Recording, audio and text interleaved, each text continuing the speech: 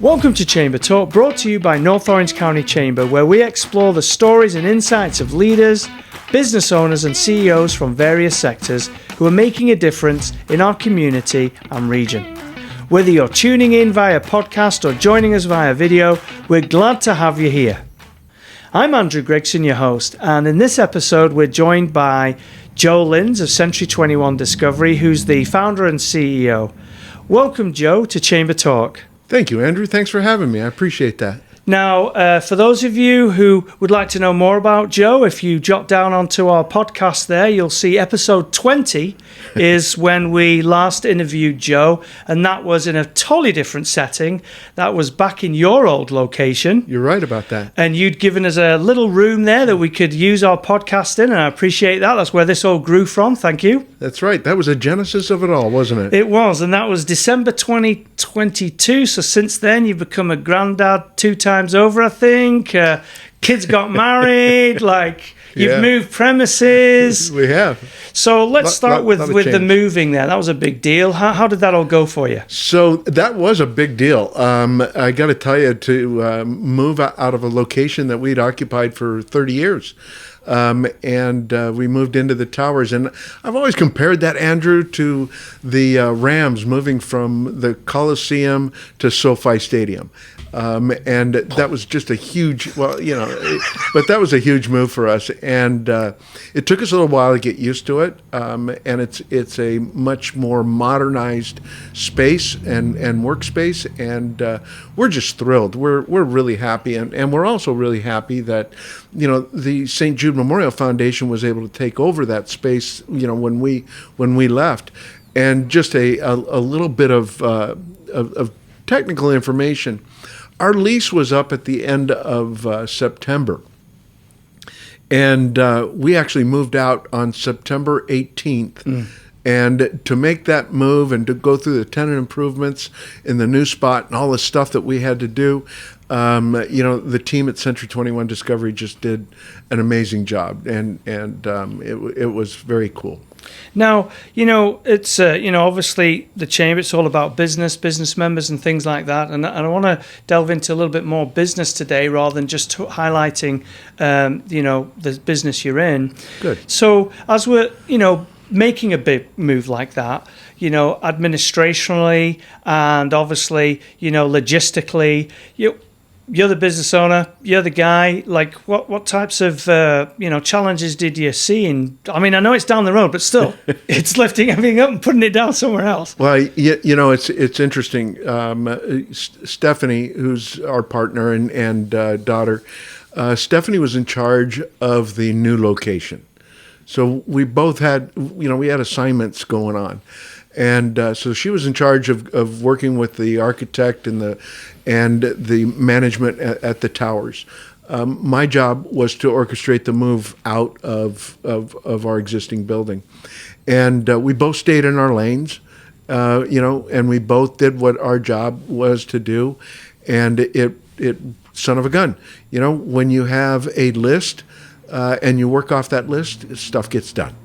Now, you being a real estate agent and have done it for many years, how did you find the experience of the new lease agreement for commercial property?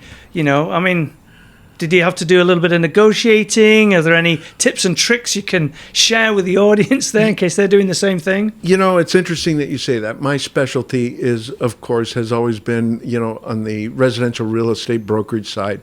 My dad was a commercial industrial broker, and when he was alive. And so, and that never really interested me. But what I did with that part of it is I entrusted my youngest son, Casey, who is also a commercial broker. So he and Stephanie and I and Susie worked really closely together in making that happen and bringing that together. When people with good intentions come together, including the folks at the towers and all of that, it was not a difficult process. It was emotional, but but difficult. No, it was very well received and very well done. Well, it looked from the outside that you guys like said, "Oh, we're moving," and then the following day we're all in. That's what it looked like from the outside. So it's very good. So if anybody wants to visit your wonderful location, it's at the Century 21 Discovery Tower, right? Which is, what's the address, Joe? It's the 1440 building, 1440 North Harbor, and we're in Suite 225. And that's the North Tower, isn't it? That's the North Tower. Yeah. And then our escrow company, Equity Escrow Group, is in Suite 230, just right Just next a few door. doors down, isn't it? You know, and so it's really, we were able to just take our footprint and re-put it, re-put it. That's a good word. And just put it to a new space, and everybody's happy. And I must admit, I also owe you a big thank you. I know we said it quite a few times on the podcast, but during our time whilst we had the fire, you were gracious enough to let us have and utilise some of your space there in your wonderful conference room, where we got to interview quite a few amazing people. So we really do appreciate that. Thank you so very much. Oh, you know what, Andrew? It's our pleasure. I'm a big proponent of community and community outreach, and I think anytime anybody wants to use our space for, their board meetings or whatever, just pick up the phone and call us. And I've always said, my house is your house. I really do appreciate that, Joe. Thanks. And that was a good segue into, without you knowing what's written down here, is community outreach. A word that I always struggle with saying is philanthropy. Yeah. And I don't know, it's not something that I struggle saying because I don't like giving. It's just, I don't know, it's a tongue twister for me. Now, I know that, over the years, you've given a lot to the community. You've been on various non-profit boards and things like that. You even have your own sort of organization that helps other organizations.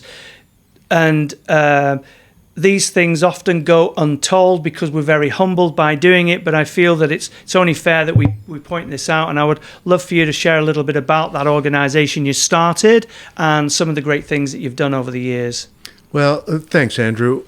We have the Discovery Charity Foundation, and we've raised over and given back to the community over $400,000, and that happened this year. We get together once a year, have a community event, and we have a dinner, silent auction, and we get together with friends and people in the community, come together, and we raise some funds, and then we have a committee that works on who we're going to give those funds to, and then we have a robust, uncomfortable meeting to where we narrow it down to last year we had eight recipients, and we love our community and we love to help those that help others, and that is our mission statement with that particular foundation. And you're right, I've been able to serve on different boards and foundation boards, and that's where I learned it. I learned how to do it from being a part of St. Jude Memorial Foundation, the Boys and Girls Club, YMCA.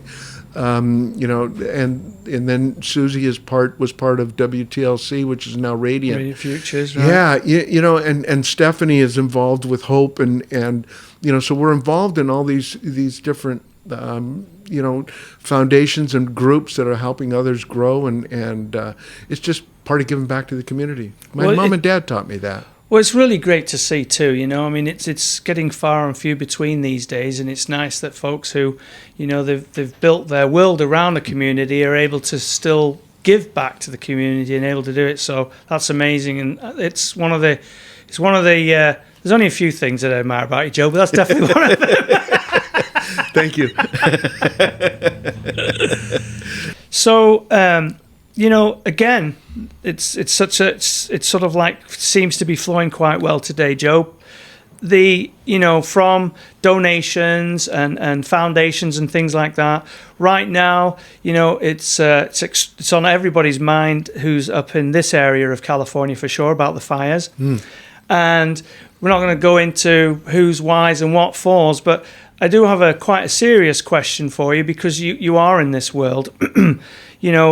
To somebody, not talking about necessarily Palisades or anything like that, but even just locally, to somebody who loses their home to a fire, my question to you is what what do you do in that aspect? Are you looking from a real estate industry standpoint? Does somebody rebuild? Do they sell to a developer? I mean, what is the going thing that somebody should maybe think about doing? Wow, I first of all, I can't imagine. I can't imagine losing everything, just like that. Yeah. I couldn't imagine being out of town and knowing that my pet was in my home, and my home was, and I didn't even know it was being destroyed. I couldn't, and coming home to that, I couldn't imagine that. I just can't. But what we do need to think about is the extreme, personal decision that is, and how, some people are going to say, you know what, I'm going to rebuild. Others are going to say, yeah, I can't do that again, and take that risk. And then some of those homes had been in the families for 100 years. And so really taking a look at that, and we're starting to see folks that the people are resilient too. Gosh, people are strong. And it's like, it's like Reverend Schuller said it, when he was alive, tough times don't last, but tough people do. And, so people are resilient. So we're going to figure that out here shortly. And then we're seeing some of those folks coming in to Orange County that, they got to live someplace. Of course. And they're regardless of what you're going to do. Yeah, they're looking for places to lease and and then to rebuild. It's going to take, it's going to take a while. It's going to take a long time, isn't it? Yeah, and you think about it. It's going to take workers. It's going to take the contractors and the workers and the professionals are doing that.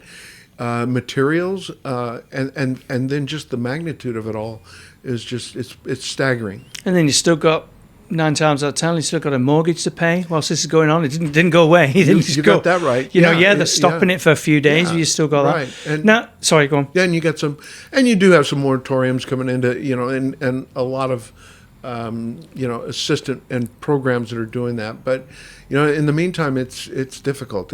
I couldn't, like I said, man, I couldn't imagine, Andrew.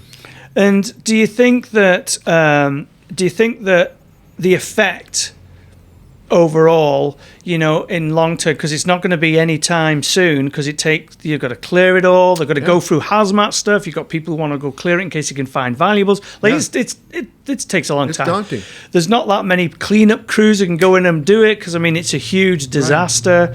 Right. Obviously, it's going to take up, I'm assuming, a lot of rental properties, like almost immediately. Yeah. And then, do you think house sales are going to, because we were already a little bit of a shortage, is that going to put us really short now? It's like, the demand for residential real estate has just expanded. Right. The demand has got even stronger. Due to that. Right. And and I don't know what the exact count is, but in my mind, I think it's around 12,000, homes that were destroyed. And you think about each one of those has, 1, 2, 3 families. People in it, right. And, they're significant. They got to find a place to live. Right. That's important. And they can't hunker down in a hotel for the next 5 years. No. No. So, that in itself. But the good news is like I received a notice from the Department of Real Estate a week ago that just reminded everybody that there are anti-gouging laws in it's been coming out for the news, hasn't it? Right. And it's like my dad always said, don't kick somebody when they're down. Yeah. Let's reach out a hand and help them out. Yeah. And see what we can do to help them improve their lives, and that improves the lives of everybody. Yeah, it does. You're right. Well, hearts go out to it all, obviously, and everybody who's been affected, and it is deep there, and it's just something that's got. You're right. there's nothing more than a crisis that makes everybody bond stronger together, do things that you never thought you'd do before. So, That's right. there's always some good out of it, no matter what. Well, the interesting thing is, and I was talking with one of my agents just yesterday about it, and when you look at the news and you look beyond the news, there's a lot of good people doing a lot of good things. There's a few bad guys doing bad things, but you look beyond that. There's more good than bad. Oh goodness, there's a lot of good people doing good stuff.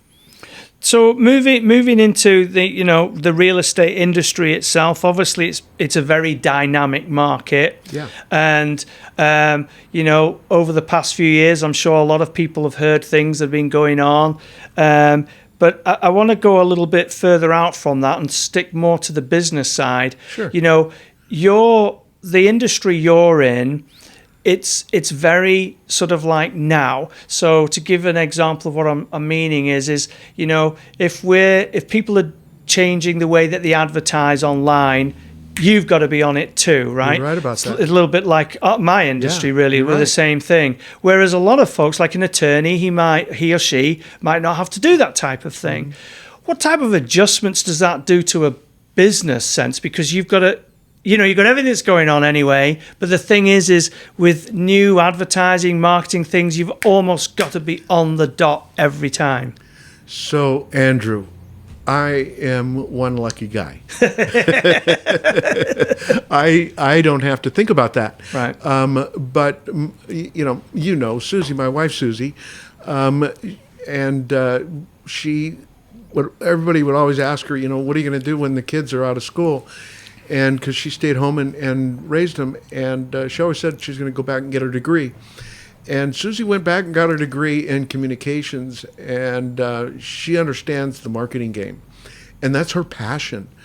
So she is the director of communications for our company, and she knows how to really put out the information, whether it's social media, written media, online, whatever it needs to be. She gets it, and she understands the tools that are necessary to do that. And the word pivot is a kind of a worn out word. Yeah, but it explains what you got to do, doesn't it? And she's able to do that really quickly for us, and really help our agents promote their clients, because our job is really to promote our clients' product. Right. When they're selling their home, our job is really make sure that as many eyeballs can see that as possible, so that we do a good job of representing what they have and their asset. So, and that leads us into the next thing, which is basically sales teams. Yeah. So, regardless of really what industry you're in, somebody has to sell something. If you're at a doctor's office, they've got to sell you on using that doctor rather than using the one down the hall, right? You're right. Or attorneys are the same thing. But when it comes to your industry, you're like big car dealerships or things like that. You have a lot of sales associates. Yeah.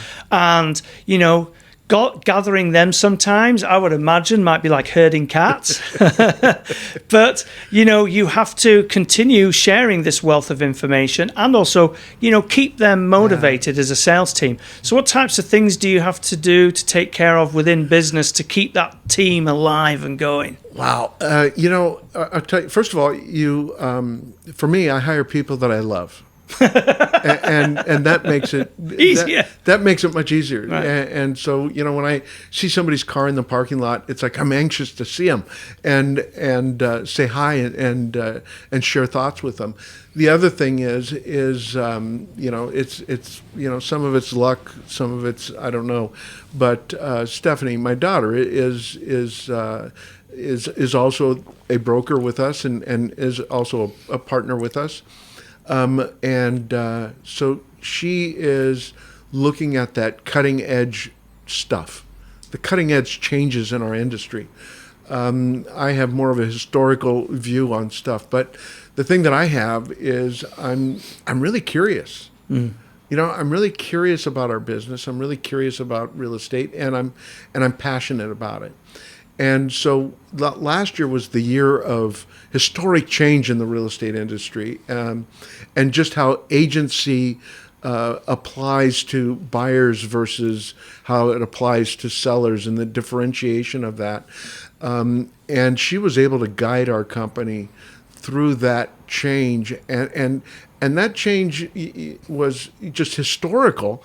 To where, some folks said it was a game changer for some folks that said, I don't want to do this anymore, and yet others said, okay, I'm on.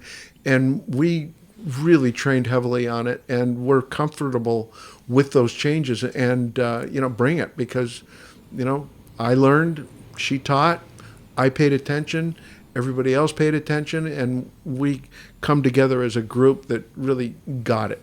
So we're helping teach the industry as well, I think. Now, that's another prudent point there, isn't it? Is, legislation, folks don't really realize, can really dramatically change a whole business, a whole industry. Well, there's no, you're right. I mean, it's like there's no conversation about it. It's overnight. That's it. August 17th, you're changing. Right. And so, as a business owner, that's a little scary. It's a little out there. So, and I know you're going to go, well, I've got to embrace it. I've got to do this on here because that's what you got to do. Right. But generally, how sort of like daunting is that could happen at any moment, because it could really make or break a month, a year, or whatever for a corporation. Well, you're right about that, and that's the importance of really being on that cutting edge and really just paying attention. And gosh, I mean, the big buzzword now is to show up, right? and then the other thing is that it's not Joe and Stephanie and Susie going on this thing alone. We've got the Pacific West Association of Realtors, which has done an amazing job of cascading that information to us, along with the California Association of Realtors, that and those two groups, and if you pay attention to what they're doing, have really done a wonderful job of cascading that information that came down from the national level, and really, there was really no excuse not to know. It was just how passionate and how much you're gonna take it and run with it, and really, understand that it's for the benefit of the consumer at the end. Now, I thought it was a good point you just mentioned, that it's not just you, Stephanie, and Susie. Every time I mention a name, I think I've got to sit up straight, because she does these etiquette lessons. That too. But it was a good point, because it sort of brings us into collaboration. Yeah. And I don't think a lot of folks in business, especially when they're starting off, maybe somebody not be more seasoned, they don't realize the importance of collaboration and working with other businesses and other people within the community, whether they run parallel with them or whether they're totally opposites. And I know you know a lot about that. You want to share a little bit about how important it is to collaborate, and why and what for and things? Oh my goodness. Collaboration is, I think, it's like collaboration is key. Well, it is key, but it's also kind of a lost art at times too. Yeah. And and this competitive nature is all okay. That's great, but at the same time, to really collaborate and to really and when I talk about collaboration between firms, even between agents and different real estate firms, and what are we collaborating on? And we really are, if we're sharing our information on what we have on behalf of the consumer and the client, then we're doing good collaboration. When we're just beating our chest to say that we're the best, it's like that doesn't help the consumer. But when I know that broker X can call me and say, hey Joe, you know what? I've got a buyer who's looking for this specific piece of property, and have you got anything? And you know what? I got that call last year from a friend of mine. That we've known each other for 40 years, and he called me up and I said, hey, I don't have anything off the top of my head, but it's on my head now. And I called him no less than 6 times in the next 2 or 3 weeks with properties that I had run into that that helped him. And I think when you help others, you're helping yourself, you're helping the client, and the end result is really helping the consumer buy and sell real estate and achieve their goals and their dreams of home ownership. Now, I wanted to touch on a moment about your own business. So obviously, real estate is a big deal, and you have your own other business, which is to do with escrow, right? Yeah. Can you share with those who might not be quite sure how they fold into each other there a little bit? Sure. I mean, they're not together. Got to keep that legally. They're separate, but I got to keep them separate, legally, and just one of them is governed by the Department of Real Estate. The other one is DFPI. And escrow is that neutral third party that handles and disperses all the funds and ensures that everybody does what they said they were going to do in writing as far as the contract is concerned. So they are like the orchestra conductor, and they are, when the lender gets ready to fund and title company and all those folks, there's about 180 steps that go into a real estate transaction. I put together a file yesterday for one of our clients needed a copy of a paper file. They wanted that for their family. And it was 1.5 inches thick, and it's like I burned up my printer, but that's okay. It was like, oh my goodness! I thought I'd say 10 minutes, 45 minutes later, and I'm putting it together, and I thought, wow, it's that thick. Lot. Yeah, but escrow, that's their job, and it's a different hat that you wear. And then, of course, then you have the brokerage on the other side, which is active in the listing and sales of real estate. And we do some of our businesses, most of our business is residential real estate. We also do a good chunk of commercial real estate and investment. So we're able to do the apartments and the rental properties, and then we've got a few that really specialize in that commercial side of the space. Now I'm just guessing here. Yeah, I'm not sure, but so with you having an escrow company, that doesn't necessarily mean that escrow company just has to feed your brokerage. I'm assuming that escrow company can help anyone, or? So that's a good point. You have 3 different brokerage models, or 3 different escrow models. One of them is governed by the Department of Real Estate. That business is, they can only do business that brokerage is involved in. Okay. So that's that. Then you have the insurance, the Department of Insurance that governs, and that's like a title insurance company would have their escrow division, and they're governing that, and they can do, pretty much then. And then the granddaddy of them all is the DFPI, which we're under, and that's a completely separate entity, and they come in, and we have to, do an independent audit yearly and send that off to Sacramento. They can come in, check your books or check whatever, your books right. and audit you at any time. They've come in at 8:00 in the morning and been in the parking lot, and so we're here. Right. And my response is, hey, come on in. Here you go. It's an open book, and we take great pride in that.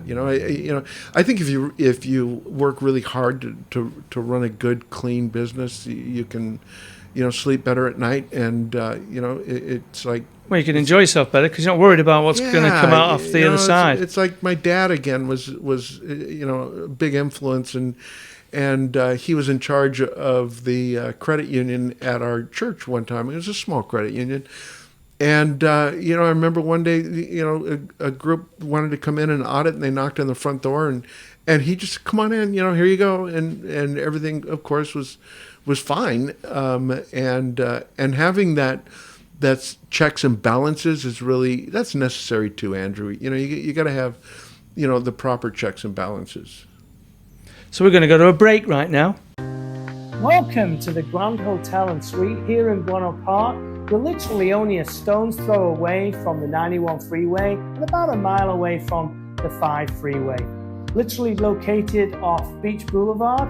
So this particular room is the King Suite, And in the main difference between this room and the others is, for a start, we have this large couch, and also it folds out and fits two. And if you follow me this way, we have a lovely kitchen table and also a kitchenette, which has a refrigerator and a microwave, beautiful fully furnished bathroom, and then finally walking straight into here, into the king suite with a king suite bedroom. So now we're in the queen suite. What makes this different to the other room we were in was not only do we have the larger couch that fits two people, but if you follow me this way, folks, we're going to be able to come in here and you'll see we have two queen beds, which fits two more people. So that means this suite actually fits six. So for those of you who may be looking for a hotel here in Buono Park, maybe you're even displaced because of the fires that have recently come on, this would be a great hotel to stay with your family, and of course has plenty of parking and plenty of places for your luggage. One of the other beautiful things about staying here is you come outside your room and you're met with this beautiful tranquil area with a pool, a hot tub, and then of course if you just want to sit down and read your book, you sit down next to this beautiful water fountain. This hotel captures the history of Buono Park, and not forgetting, like any hotel, you've got free Wi-Fi, complimentary coffee, and soon continental breakfast. So thank you for watching our video on the Grand Hotel and Suites of Buono Park. Until next time, see you later. Safe travels.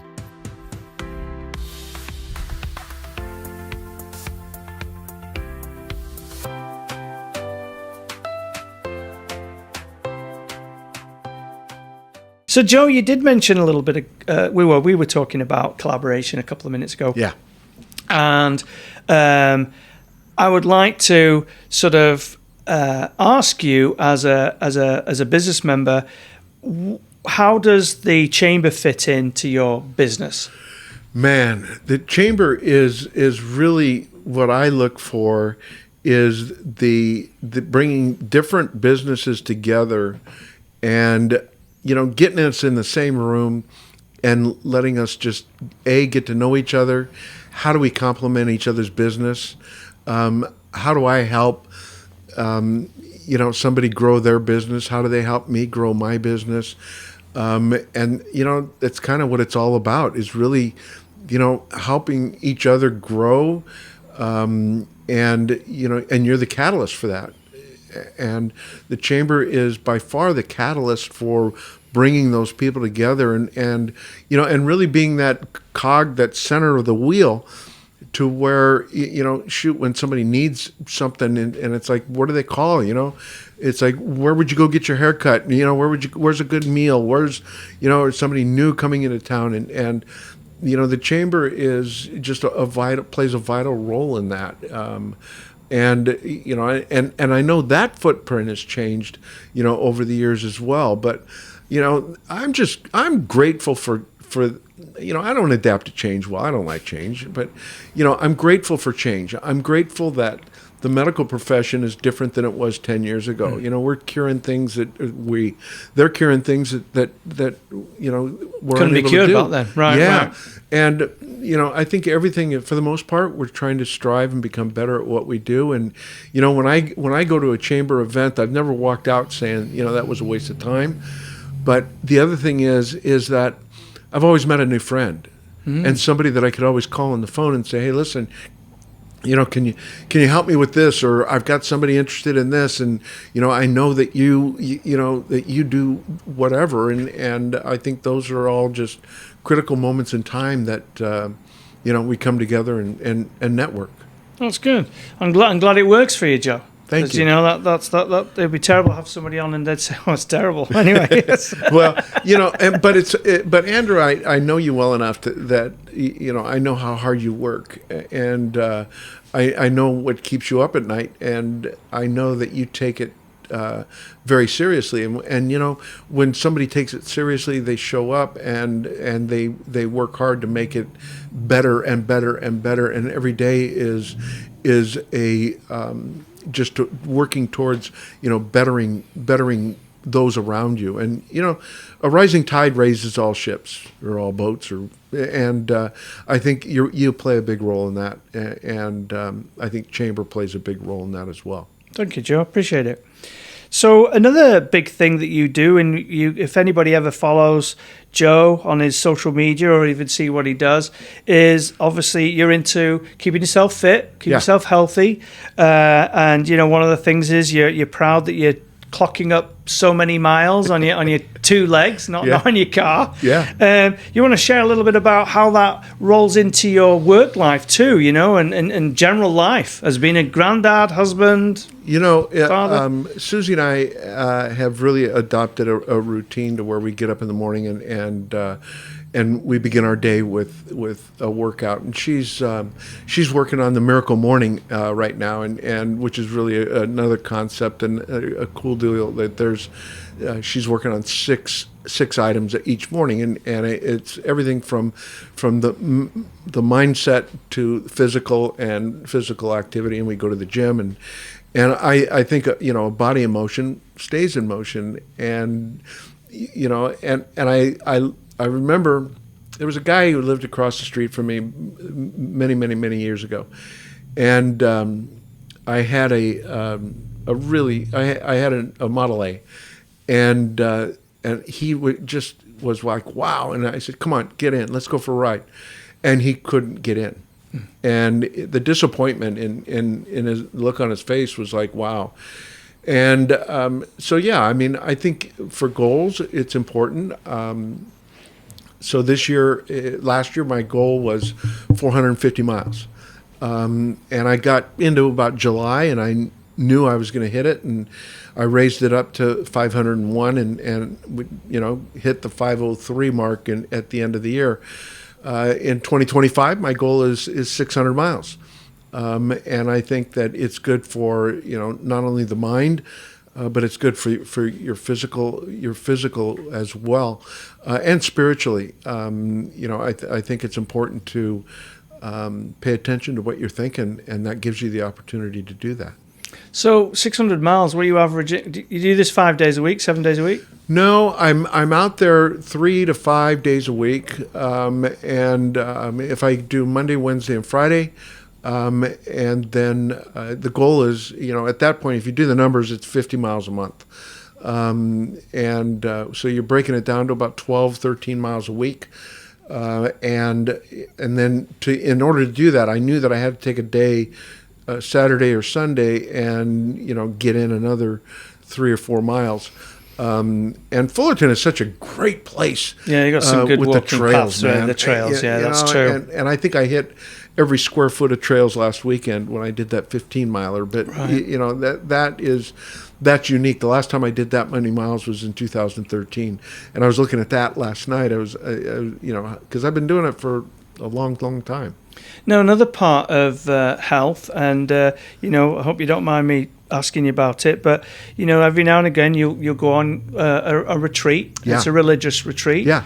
And basically, which must be really difficult for you, is you're going to be quiet for like 40 hours or something. So how does that weigh on an individual? It was really interesting because if the first time I went, if I would have known that it was a silent retreat, I wouldn't have gone. It's like, I'm not doing that. But when I got there and I realized it, and it's up in Sierra Madre, and it's the same place my dad used to go to when I was a little kid. And it starts on Friday afternoon, and it goes through Sunday at noon. And I remember him coming home. And, last year when I came home, I remember Susie and I were going someplace on Sunday afternoon. She says, man, you're talking a lot. I said, yeah, I got a lot of pent up words. I had to be quiet for 3 days. And then I think with being quiet and silence and everybody wants to shut their brain off. And I don't think that I heard the interesting concept to where it's not about shutting your brain off. It's about taking the time to slow down and really listen to what your brain is telling you, and paying attention to that. And that was the whole point of last weekend when I did the 15 miles. It was, our retreat was canceled this year because they did sustain fire damage. It looks like they're going to be able to open again sometime in February, and so next year I'll be able to get that in. But that was part of Saturday, to where I needed to do something to honor that. And I said, I'm going to go out and do 10 or 15 miles. And then, my own crazy psychic is like, there is no such thing as 10 or 15. It's 15. Right. And it was hard. It was hard. But, I as you can tell, it's something I'm proud of, too. How do you clock your miles on a watch or your phone? Or? I've got my phone, and you count, right? It's does got a GPS thing? Does it? Yeah, it's got right. And it's a program that I have, an app, and and that's how I went back last night. I'm sitting there, and I went back and looked at the history of it, and I could go back to 2013. Oh wow, that's handy, isn't it? Yeah. So it's not. I started it when I turned 40, and so that was quite. You're still walking? A long time ago. You remind me of Forrest Gump. Run. So in a moment, I'd like to give you the, when we get to that moment when we always ask somebody if we missed something or if they have a final message or what they'd like to say. Right. But just before we do, Joe, because it's you, I thought I'd come up with a few questions of a rapid fire type thing. Cool. So one of them, the first one is favorite thing about working in real estate. People, that's a nice one. Biggest misconception people have about escrow? Just don't understand that they are that neutral third party that really makes no decisions. They do what they're told to do and right. They're just doing the process. They're doing the process. One book or resource every business owner should read. Can't Hurt Me by David Goggins. Oh, look at that. I'd have been stretching on that one. Best piece of advice you've ever received? Oh, man. Or at least one of them. This is easy. My dad gave me this advice. My dad was a great dad. And this was before I was married. I was a young guy. I was in my teens. And we were in the garage. And I was in...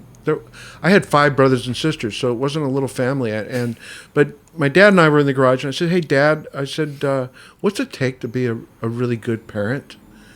And he said, "Joe," he says, "you just got to say yes more than you say no." He said, because when you say yes, most parents will say no a lot to get themselves off the hook. Mm-hmm. When you say yes, you've got to take them to that practice. You got to take them to whatever it is. You got to partake in that. You got to be part of them, and you got to interact with them, and that makes you a better parent. And he was right. He was right about a lot of things. That's good. Be present. I like that.